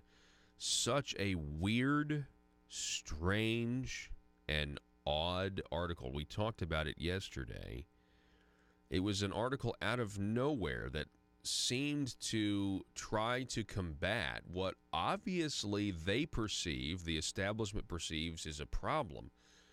The fact that the president pro temp of the Senate is the governor's nephew. And that really calls into question all motivations as to whether or not we have separate and equal branches of government. So, here, for example, this is a quote from Senator Jim Hendren, and very carefully crafted here. Listen to this. Clearly, that was a concern about me being pro temp. Talking about the governor's his nephew. Is it too much power in one family? And am I going to just hurt the independence of the legislature versus the executive branch? Clearly, most of the Senate disagrees with that because they know me, and I guarantee the governor knows me, and the family relationships are very important. Carefully crafted language here is, if you talk about, well, the rest of the Senate voted for me. Well, that's because the rest of the senator knows the governor, not you. Now, he goes on to say that they have disagreements, but they keep it in private. Did I read that?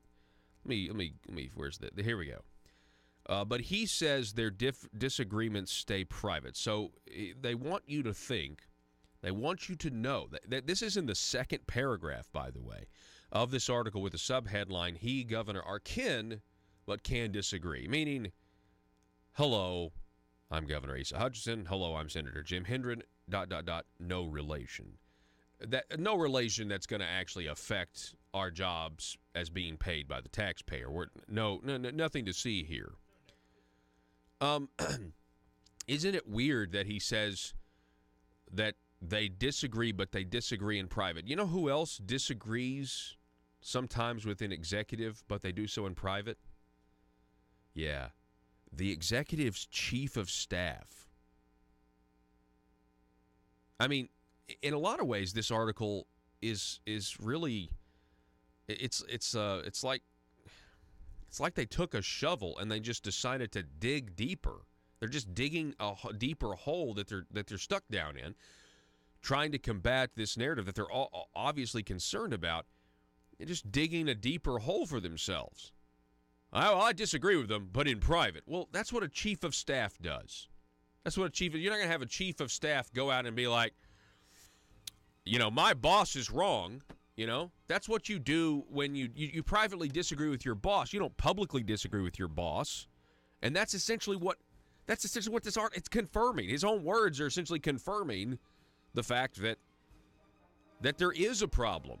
The fact that the article's written at all means that there's a problem. But to the average person that doesn't know about carefully crafted language, you might think that this was, good for them. They're good. They must have integrity to be family members and serving so close to one another, but being able to disagree and being able to separate the executive from the legislative branch.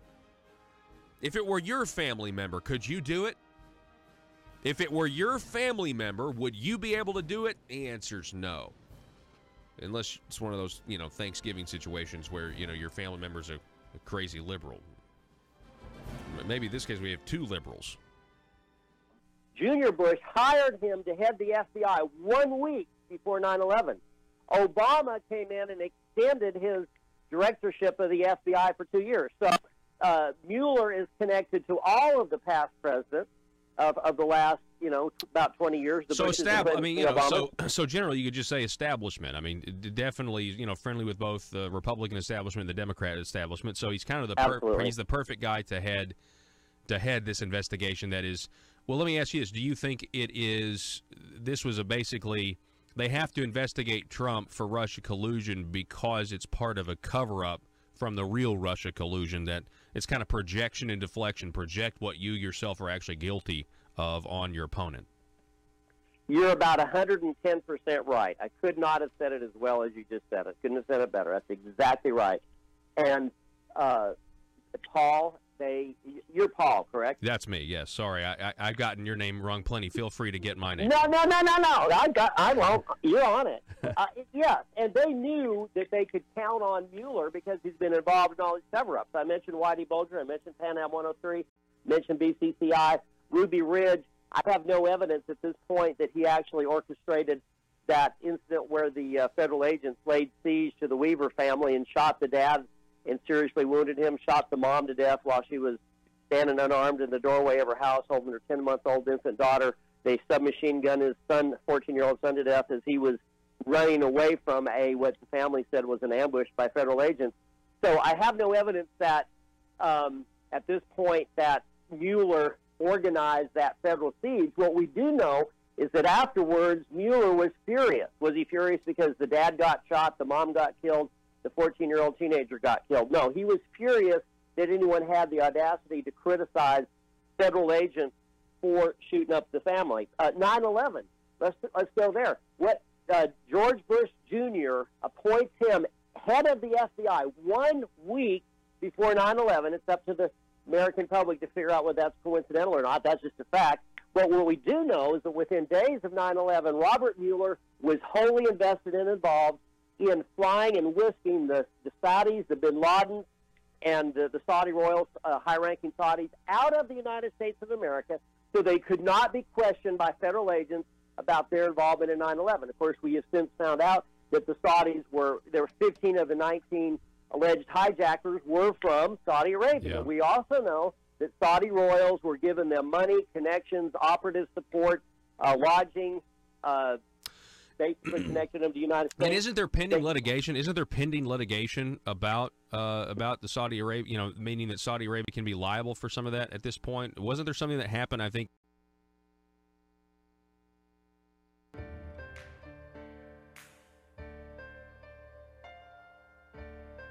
Bringing you your daily dose of truth. It's Conduit News Radio with Paul Harrell.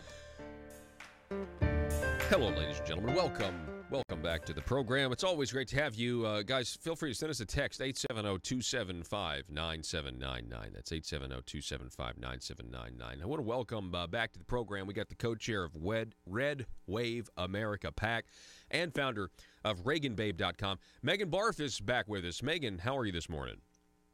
Good morning, Paul. I'm doing well, thank you. How are you? I'm doing fantastic. Now, I'm pretty excited about the President of the United States giving his first Oval Office address tonight during prime time. What are your thoughts on this so far? Well, I think it's better late than never, and it's definitely overdue in time. I think that the White House really hasn't, sold this necessity specifically when it comes to the crisis at the border. And we first learned last week, and I've been saying this for quite some time, that the President does have the authority to declare a national emergency, specifically in times that pose a imminent danger, and our open border is an imminent danger to our country. Every week it seems like we get new news that another innocent American citizen, or last week in case a legal citizen by the name of Officer Singh, was killed at the hands of the illegal alien or an illegal alien. And, watching Harrell last night, unfortunately, on Hannity, he's one of the typical, liberals, if you will, that just doesn't get it. It is not humanitarian to have an open border. It is not humanitarian, or it does not provide sanctuary to the innocent citizens of this country or the innocent legal citizens of this country. 100% of illegal aliens have no right to be here. They have committed a crime. An illegal alien is not a race. A legal alien is a crime. And so what President Trump must do tonight from the Oval Office, I'm glad to see that this address will be given, is basically sell to the Americans the necessity for him to take action such as declaring a national emergency and building the wall without congressional approval. What are you hearing in terms of whether or not he will or won't declare a national emergency? On the way in to do the show this morning, I was listening to the mainstream media, and it seemed like they were setting it up, saying, "Well, he's probably not going to do this," which kind of makes me think that he will do this. Well, I think that there's been a great crescendo, if you will, leading up to this address. And the crescendo has been now since that reporter had asked him in the Rose Garden about, declaring a national emergency. And Trump said, well, he's considering it. And so you hear this going, basically kind of percolating, right, and getting much more stronger from the White House about declaring a national emergency. And therefore, I think that he'll do it, and I think that he should. Like I said, I was saying, months ago, that he should declare a national emergency because he has the authority and the purview to do so. Mm-hmm. And this is, if he's going to declare a national emergency at any time, this would be the time that would do it, especially because the Democrats have already demonstrated that they have absolutely zero interest in building a wall. It's interesting. I was watching the tweet. Jim Jordan actually sent out a tweet, or maybe it was Steve Scalise. I think it was Jordan yesterday. And he basically said, if walls are immoral, then why doesn't Nancy Pelosi tear down or write a bill to tear down the wall between Tijuana and San Diego? Yes. There are plenty of walls here along our border, and there's certainly plenty of walls surrounding the homes of Democrat politicians. Mm-hmm. And there's that old saying that fences make great neighbors. Well, so do walls. Yeah, we're talking with Megan Barth, the co-chair of Red Wave America PAC, also founder of ReaganBabe.com. You guys need to check it out.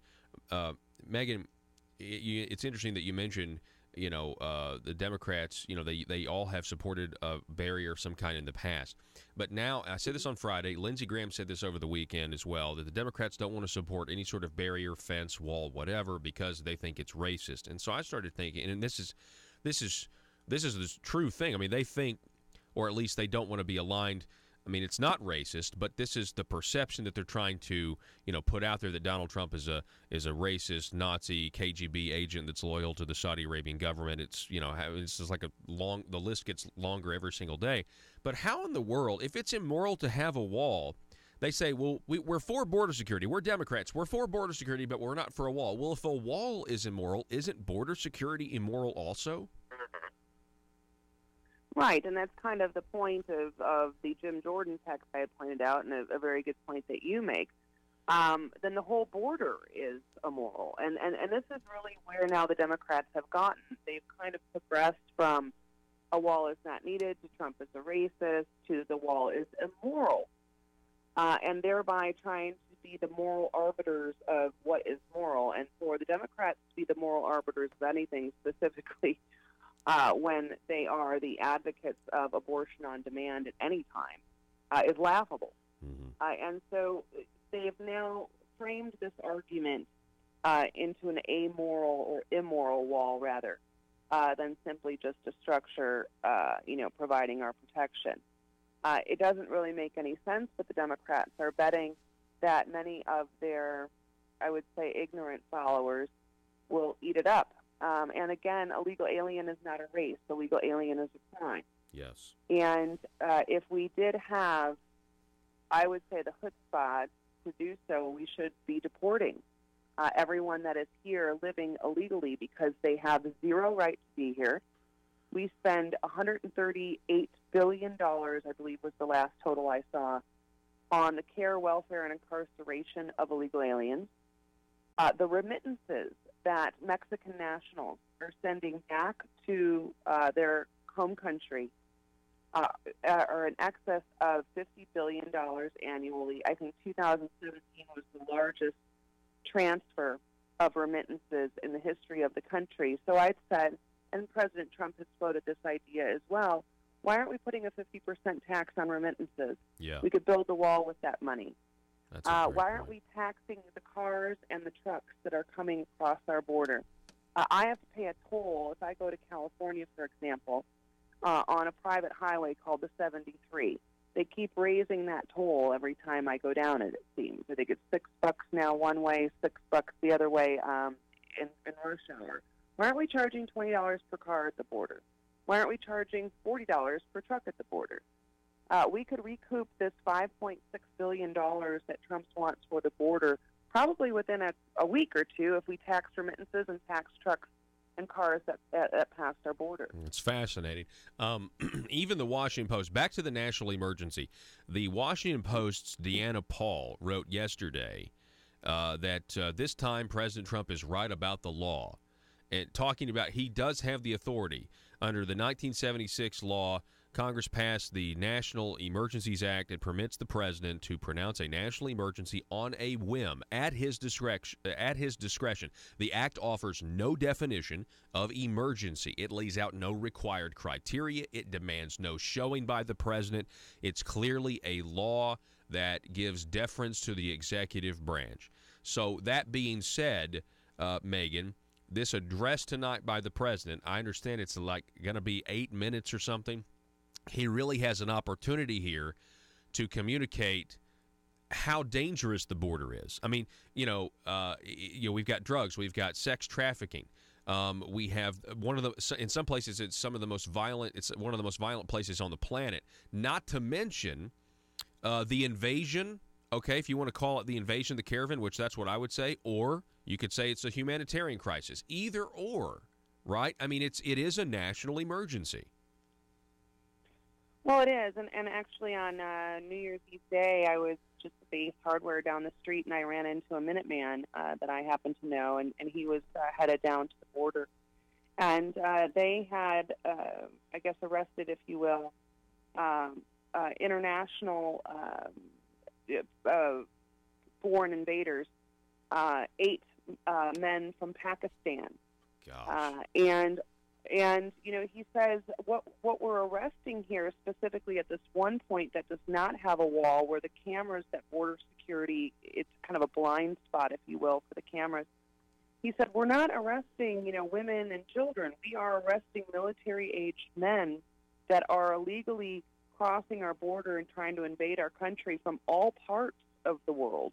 It's not just Mexico. It's not just Central America. These military-aged men are coming from all over the world. The word is out that if you can penetrate the American border, you can then disappear into the shadows, specifically into the sanctuary state like California.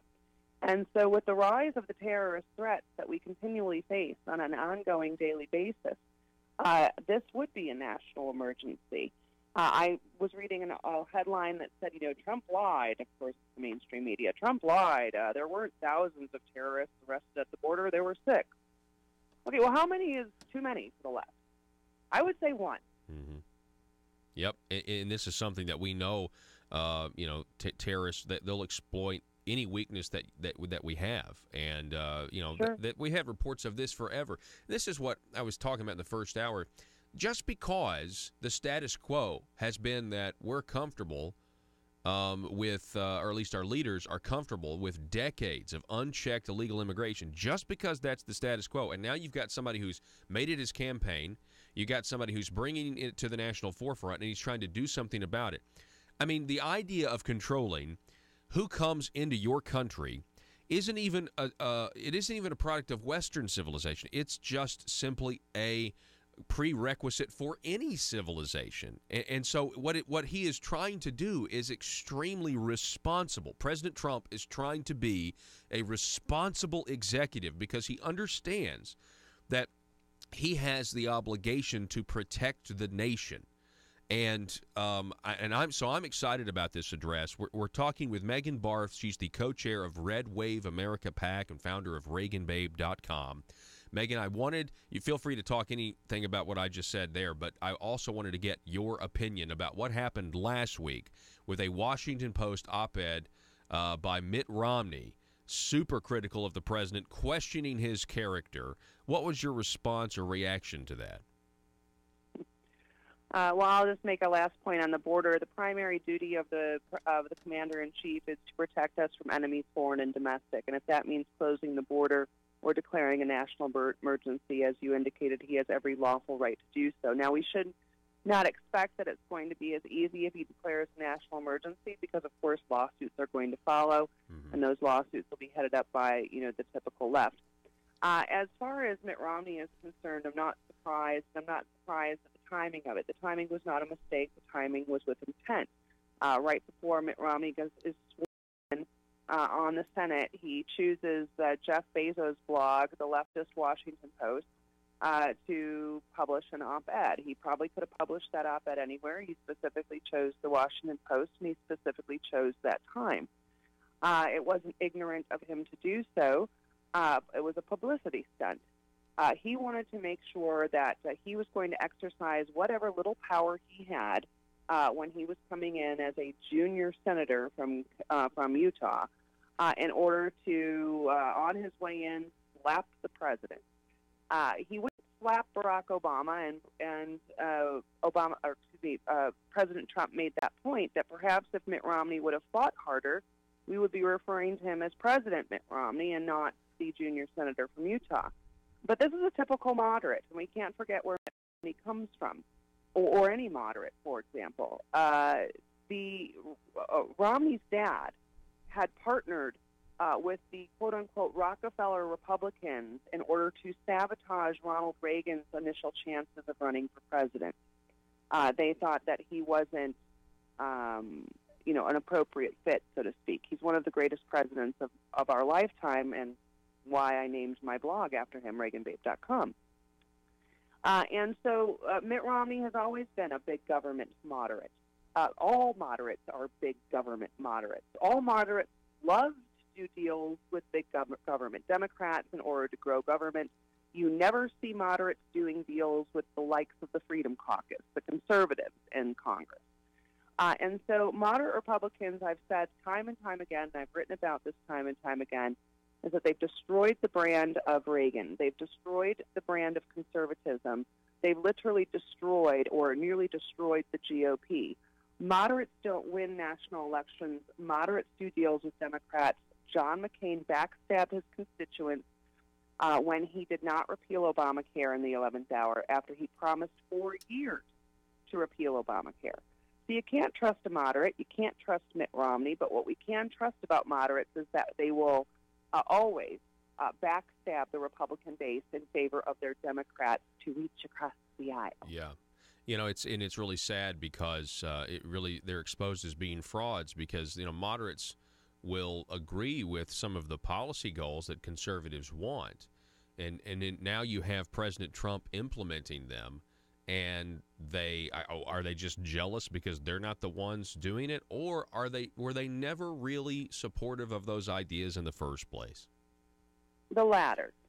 They'll agree with the conservative ideas and principles in order to get elected because conservative ideas and principles are electable in winning issues.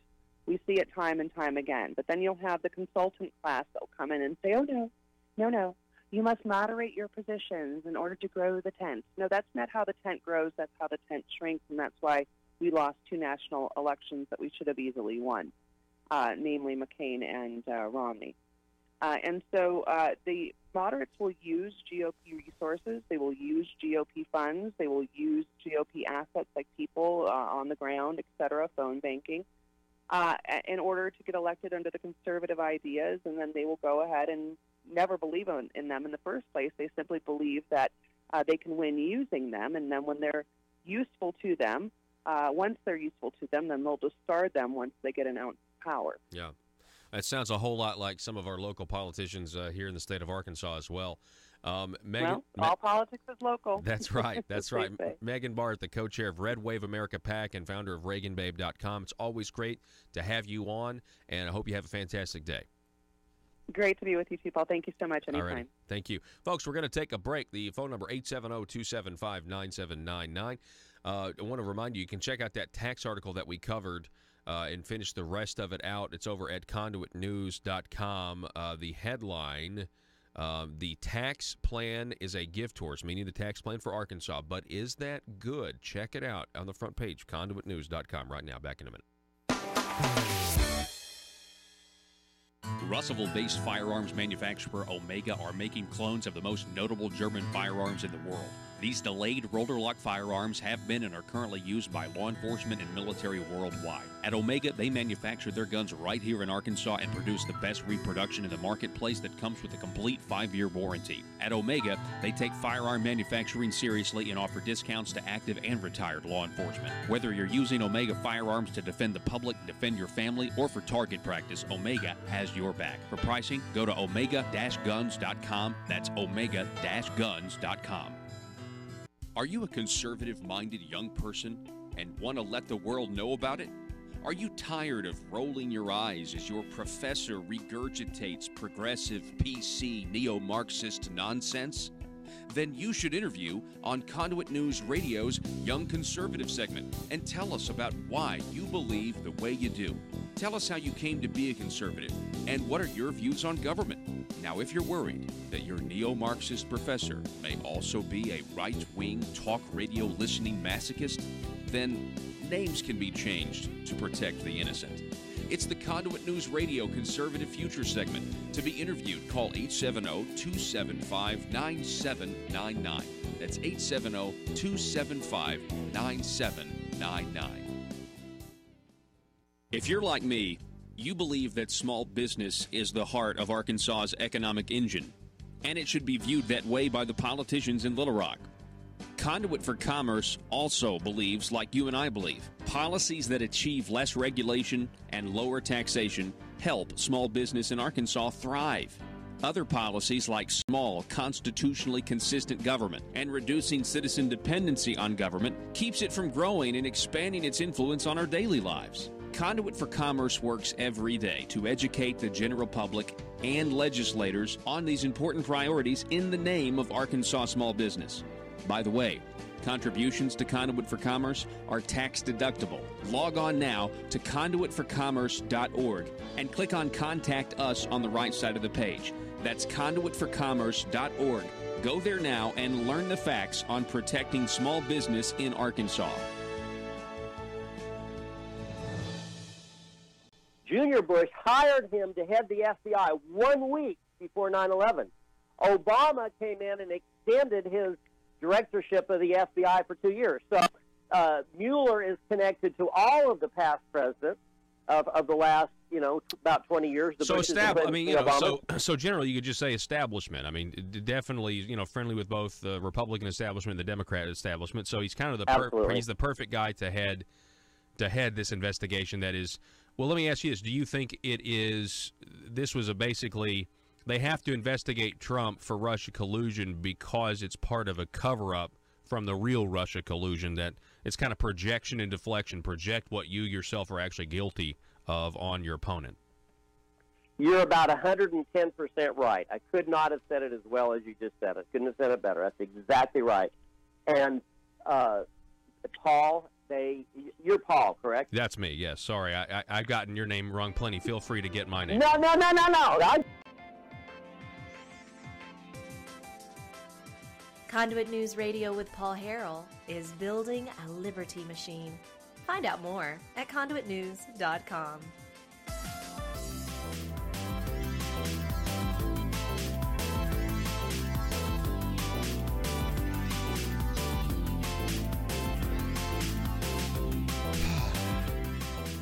All right, welcome back. So to recap some of this stuff here, tonight at 8 o'clock, according to the president's tweet, I am pleased to inform you that I will address the nation on the humanitarian and national security crisis on our southern border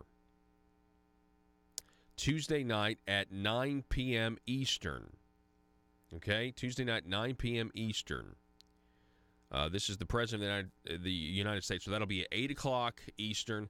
Apparently, they're saying it's going to be about 8 minutes. Now, if you go over to the front page of Breitbart, I think, don't you kind of feel like 8 minutes is too long? But, hey, maybe that's the only attention span that we have.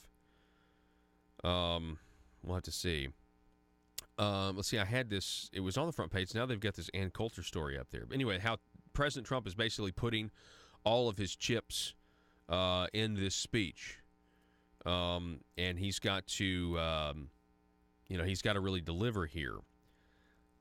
However, another big border aficionado, Ann Coulter, this is just in her headline, Trump must declare wall compassionate solution to border crisis.